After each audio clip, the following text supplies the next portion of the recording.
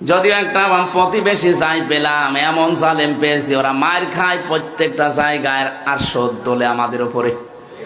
আপনি দেখেন, ওরা পাকিস্তানের বর্ডারে মার খায়, চীনের বর্ডারে মার খায়, নেপালের বর্ডারও মার খাচ্ছে, মায়ানমারের বর্ডারও মার খায়, আর সব শোধ তোলে এসে আমাদের উপর। এমন একটা প্রতিবেশী পেয়েছি, বলতেও পারি না, সইতেও পারি না।